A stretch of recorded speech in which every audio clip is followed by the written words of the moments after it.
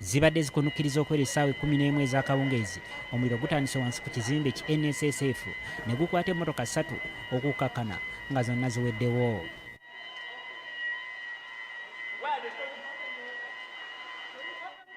Kino kiwaliriza abakolera mu kizimbe kino okuddukira ebweru nga bwe bakoowoola obuyambi, era wayisa akaseera poliisi n'etuuka n'etandika okuyambako mu kuzikiza omuliro guno.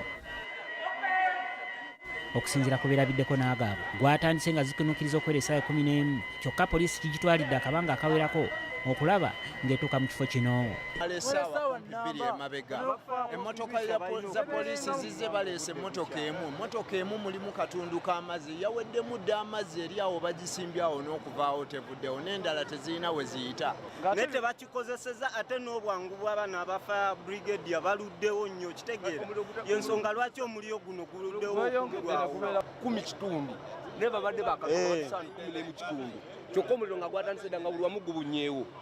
tulinze tutulaba kwadde nga tutolera otandikire basibyewo terumwe mutandikira nti bamunakola ki emmotoka tutulaba kwadde emmotoka ne mate nga balina supposed okutuyamba.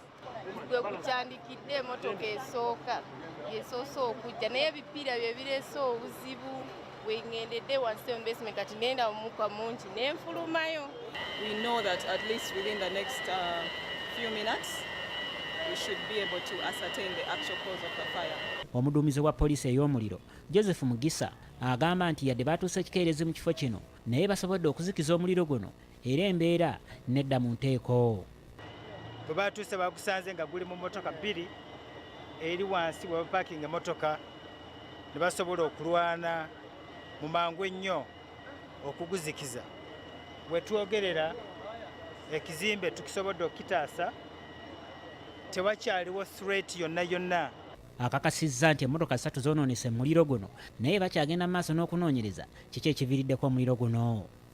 Kati kye tugenda okukola kwe kutracinga backwards okulaba kiki omuvudde guno gwavudde ku kiki ekireesewo omuliro mmotoka muno, then n'okwebuuza nti lwaki sprinkler system obwomu bwateekebwamu suppose okudetectinga ate n'okuactivatinga lwaki tibasobodde okuactivatinga okutaasa omuliro ogwo naye nga ekizimbe tukitaasizza.